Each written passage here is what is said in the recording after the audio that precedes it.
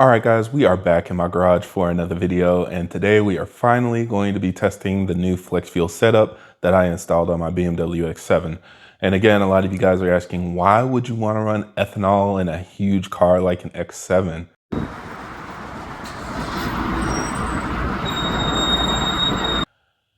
I've got my reasons. I found a little bit of motivation recently, but honestly, there are a lot of benefits to it. It smells better, it performs better, and thankfully with the MHD implementation of Flexfuel, it's also safe. So in this video, I'm going to demonstrate that to you, show you how to set up your car to tune it for Flexfuel, as well as do some testing. We'll do some performance numbers, as well as some data logs to review the diagnostics and make sure it's doing what we expect it to do safely. So let's go ahead and jump into the data, and hopefully you guys find this video useful.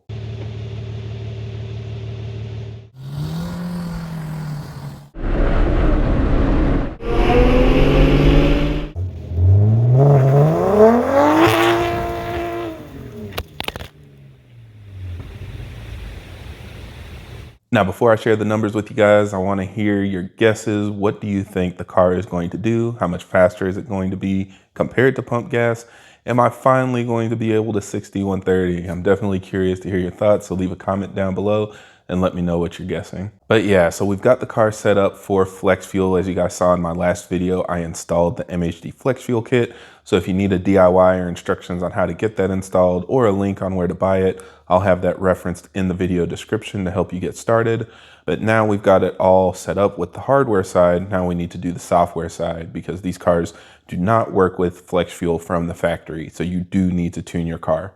So in order to do that, we're going to open up the MHD tuning app and then go over to flash an MHD map. And then you're going to have a couple different options here. So we're going to click on the MHD Plus multi-map option, and you can go with stage 1 if your car is completely stock, or you can go with stage 2 if you're like me and you have a downpipe on your car and you want to take advantage of that. And then for every single map slot, you're going to select the pump gas that you have available. In my case, I have 93 octane, so I select 93 octane for every map. The reason is because that's what your tune is going to use for blending, so you don't want to select E40 or E85 or anything for any of the map slots. Just put pump gas with 100% power for every single one, or if you have 91 octane, then select that instead. Then we're going to click on the MHD Plus multi-map, and here you've got an area where you can change the options. So go to options, and then you're going to select your CAN bus ECA preset. In my case, my ECA or ethanol content analyzer is going to be the MHD kit that I'm using. So I select the MHD ECA.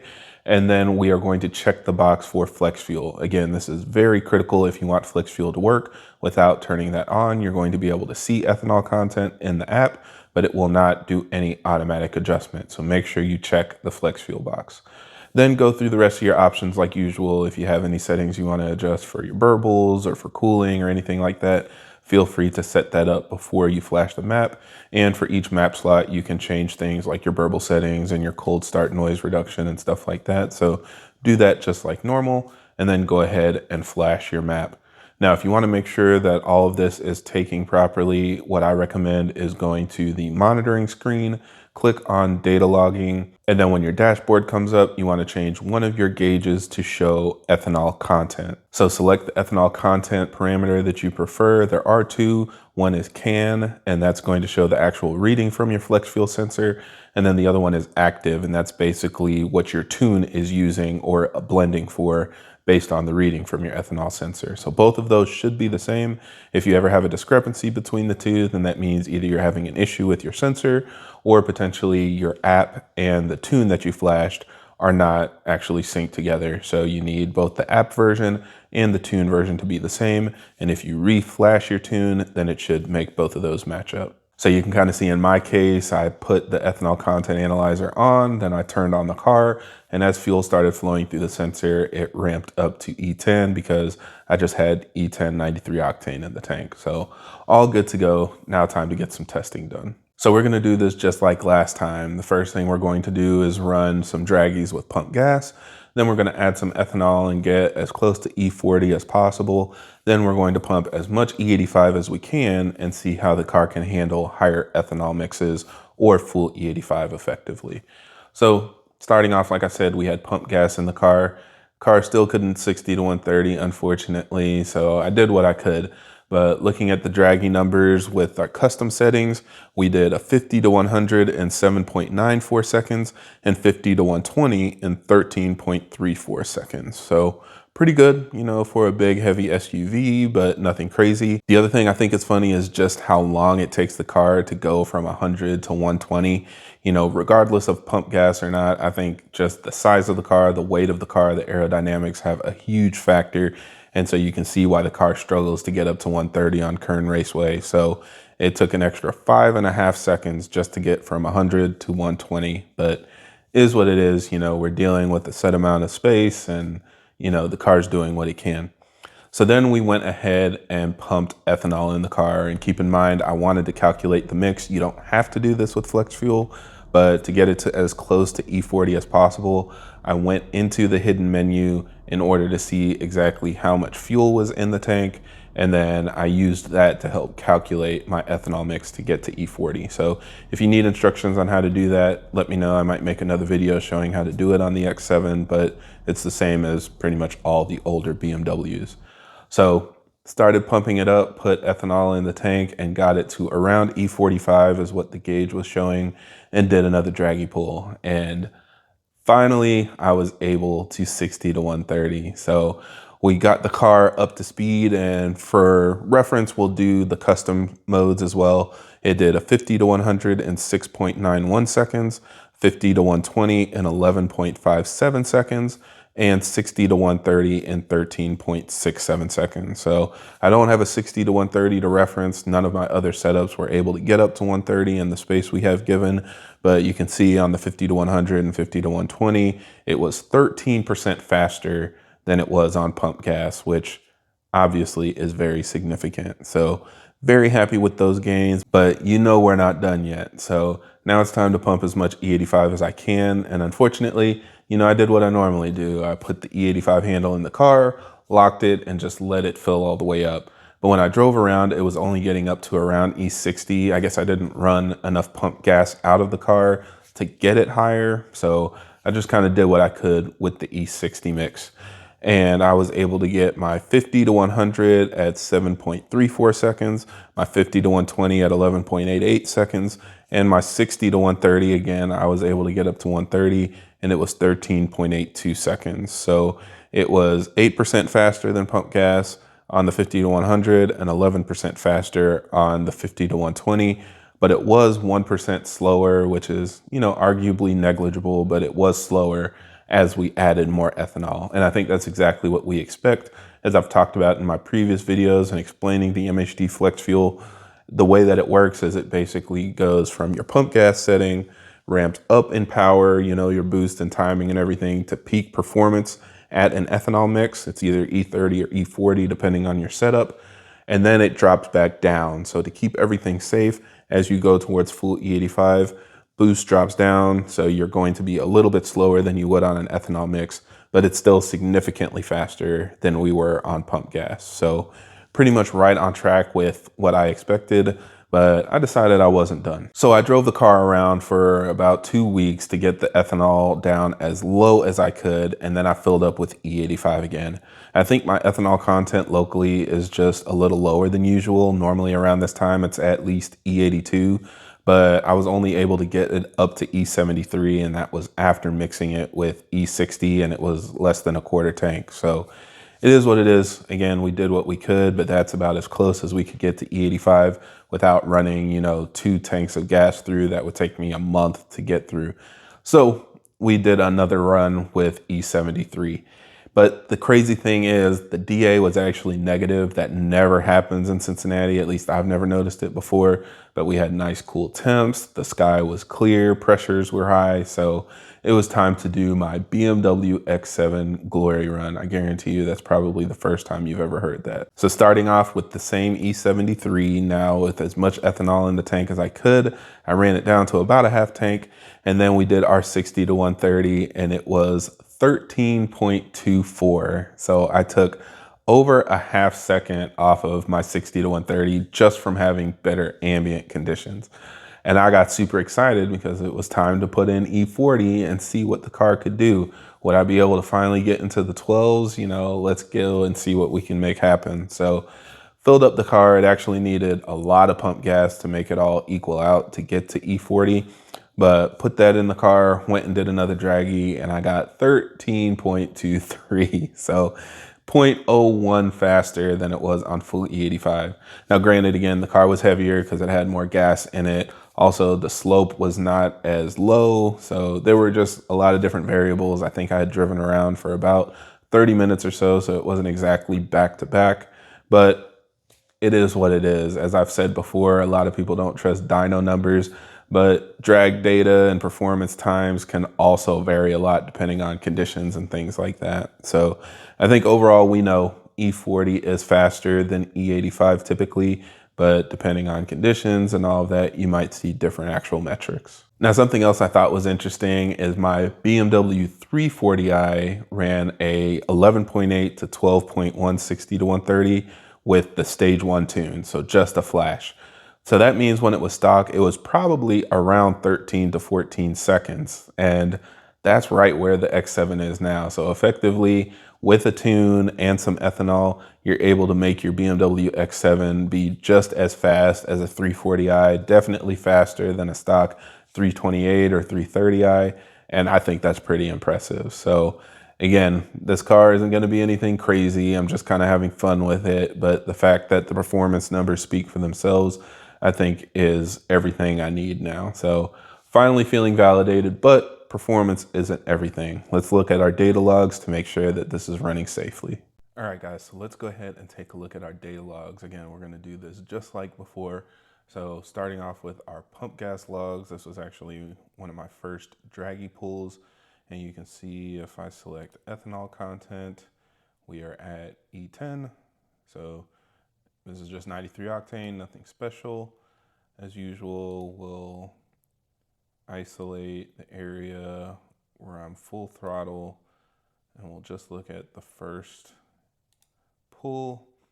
And so boost is looking good, around 19 PSI, ramping up to 20-ish, bumping up just around or just over 21. All right, pretty good for 93. And then if we look at timing, let's see, again, it's not perfect. It's my 93 octane that identifies as 91 apparently, because it says 93 on the pump, but we always get some timing corrections, but still pretty good, holding between 5 to 8 degrees of timing up top. So nothing too crazy. We've got a couple, 3-degree timing corrections, still safe, just not ideal because my fuel quality isn't perfect.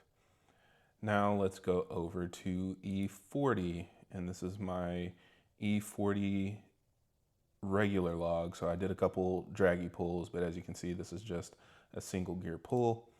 Again, we'll isolate where I'm going full throttle, hide that, and let's see, our boost levels are a little bit lower. So we're going around 16 PSI, then going up to around 21 again, a little over 21. So maybe peak is around half a PSI higher.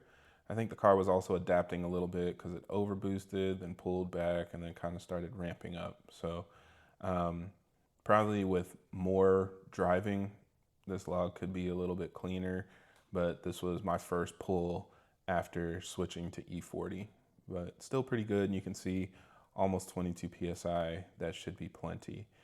Now let's look at timing. Again, before we were seeing around 5 to 8, and just look at that. That is the benefit of ethanol, guys. You see how much better the timing looks, how soon we're seeing over 12 degrees of timing, and it's ramping up all the way to 16. Magnificent. Now again, this wasn't perfect. My ethanol content, if we confirm, it's around E45. So a little bit higher than E40, and that's typically what I do in practice. If I want the best logs, I run a little bit higher than the recommended ethanol content just to give me that little bit of buffer, because right at E40, I might have had a couple degrees of correction. It's hard to say here since I didn't try it, but typically in my experience on an E30 tune, I try to run, E33, E34, on an E40 tune. I try to run E44, E45, and it works really good for me. So that worked great. And of course, we're running ethanol, so we want to make sure our rail pressure is good.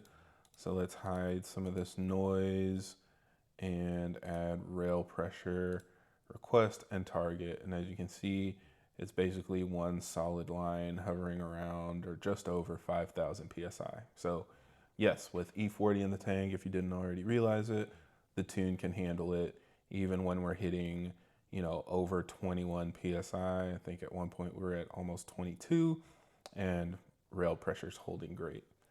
Now let's go ahead and run the last log that I did. So I had an E60 log, but I don't think that'll be as impactful as looking at the log where I was over E70. So this was my E70 log. You can see I downshifted and then did a pull.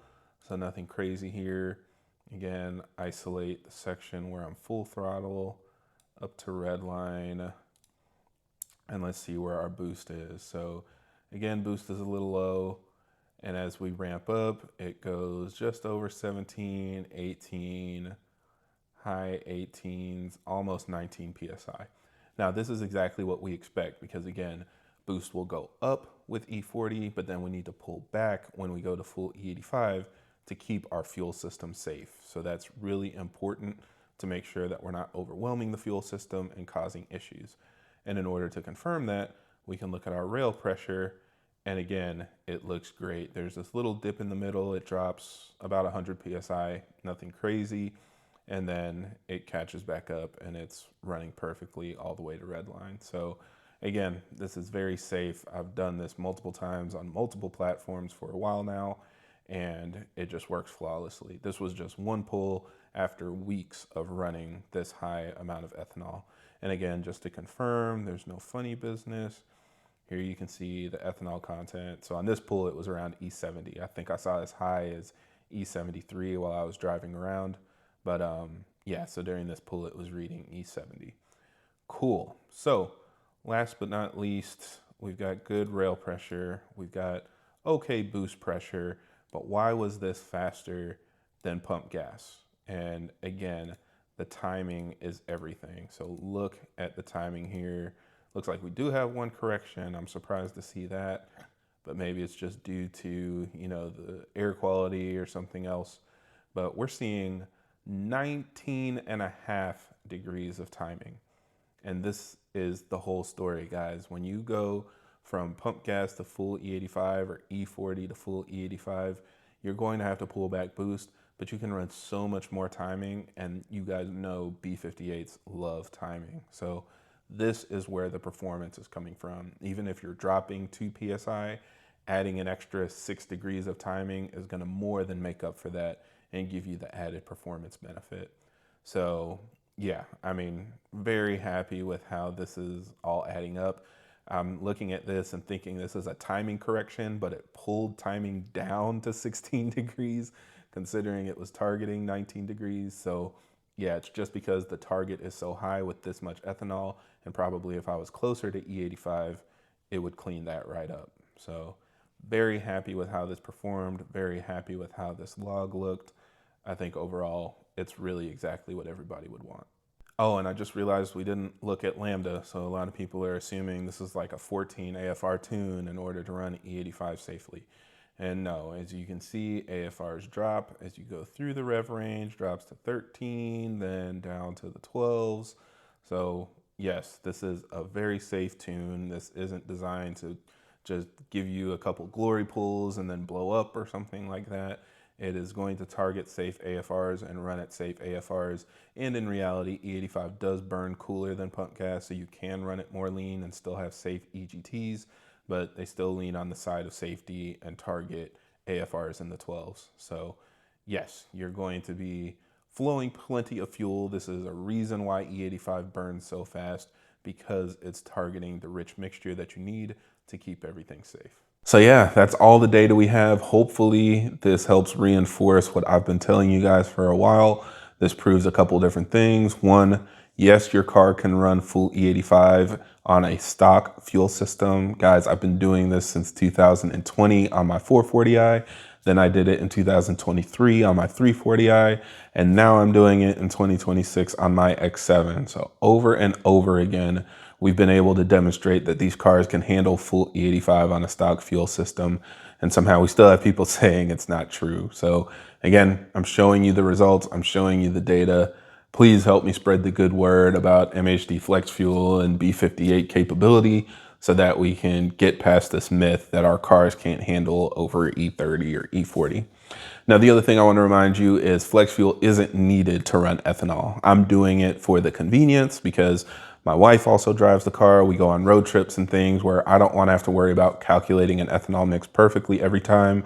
I just want to be able to fill up and go. And if I want to start running pump gas, I can. If I want to add some ethanol, I can. If I just want to do a 50-50 mix and let the car do its thing, I want to be able to do that. So that's the benefit of Flexfuel. It makes it safer. So if you mess up, it'll compensate. And also it's a lot more convenient. So you don't have to try to calculate your mixes and do little science experiments at the gas pump. So that's why I recommend running Flexfuel, just for, keeping your mind at ease. But you can just flash the regular E85 map and get the same results on a full E85 tune that you would with a Flexfuel kit on full E85. So hopefully that makes sense to you guys. And then finally, just a reminder that every single time I have tested it, E85 is faster than pump gas. Again, there's this myth that full E85 is slower than pump gas, or some people have said it's even slower than stock, and it's a horrible experience, it's not worth it. It is absolutely worth it. Like I said, I ran full E85 for several weeks now, and the car is significantly faster than it was on pump gas, not just from the driver's seat, but from the actual data that I've pulled. So whatever is making people feel like it's slower either makes me think they've never tried it before, or something else is wrong with their car that's causing that. Unless you're in Europe or something where you have like 102 RON or like really high quality pump fuel, pretty much every single time you can expect full E85 to be faster than pump gas. So if you're like a lot of people that are worried about gas prices and just want to run full E85 for the convenience and for the cheaper cost at the pump, don't feel like you're going to have a significant impact or loss in performance. It is slower than an ethanol mix, but it's still plenty capable and much faster than what you would get on just 91 or 93 octane. So those are my results. Hopefully this matches what you expected. And if not, hopefully this taught you something and you can walk away, again, helping me share this information with other B58 owners so we can all enjoy the true capability of our platform when it's paired with an MHD tune. Again, I'll have all the products linked down in the video description that I tested. Keep in mind those are affiliate links, so they do help support the channel. So I truly appreciate everybody that shops with me as you upgrade your car. But otherwise, I think that's it for this video. So thank you guys for watching, and I hope this helps. And if you have any other questions or comments, leave them down below.